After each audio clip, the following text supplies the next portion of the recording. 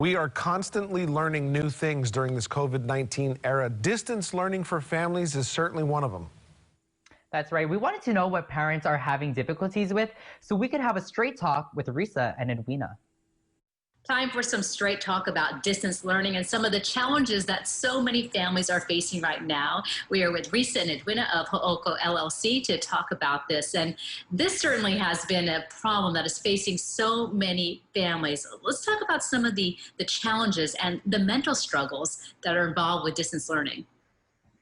So some of the things that we're hearing about are parents really feeling stressed out about taking on the role of teacher and not really knowing how much to actually oversee for their children. Some of them have begun to hover and kind of overcorrect, if you will.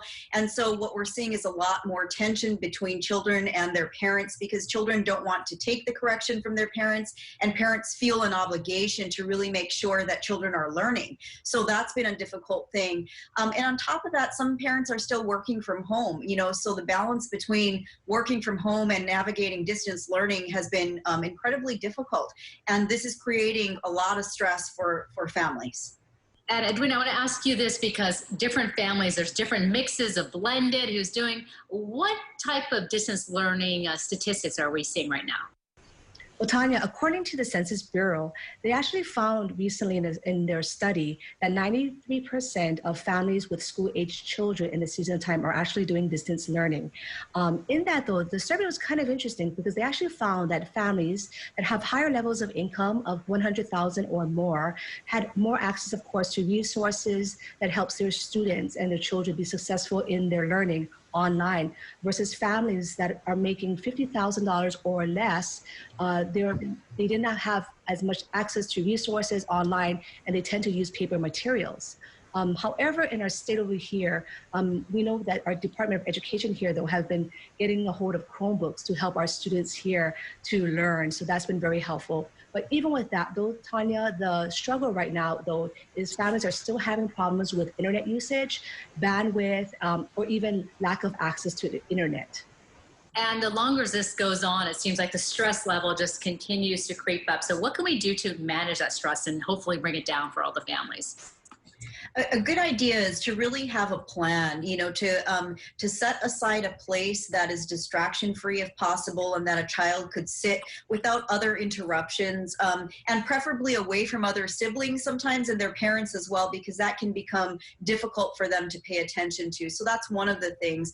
Additionally, we really want to focus on creating functionally independent children. When schools resume in the brick and mortar sense, they are not going to have parents who are sitting right there next to them helping them. So we want to teach them how to utilize their resources, including scheduling sessions with teachers after hours if they needed to do that, or to get additional tutoring, and really helping them to navigate ways to seek resources out themselves as opposed to just being reliant on a parent or a grandparent who's there. In addition, keeping in mind that this is new for everyone, and as much as we may get used to it, then it's going to end, but there is a good learning curve in all of this. And so there's got to be some type of grace and space for navigating that throughout this season. And as we navigate, are there any other practical steps that you would recommend that families take right now? I think the best thing, Tanya, that parents can do right now for their children is to really help them to organize during this time. So utilizing tools such as a whiteboard and helping their kids to write everything down can be very, very helpful for them. In addition, I encourage parents, to allow your kids or remind your kids to actually take breaks in between, grab something to bite, something to drink, stretch for a little bit, or even just take a short walk in between class times.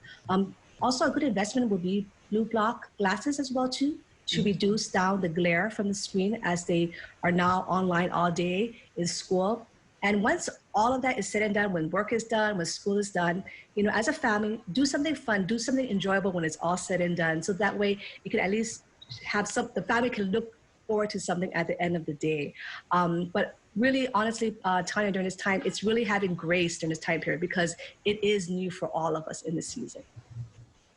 And if someone needs a professional to talk it out with, can they contact you? Where do they need to go? Absolutely. They can contact our office at 808-375-7712 or www.hookollc.com. All right, and best of luck to all the families with distance learning. It is not easy. So thank you, Straight Talk. We appreciate all the practical tips. Thanks, Tanya.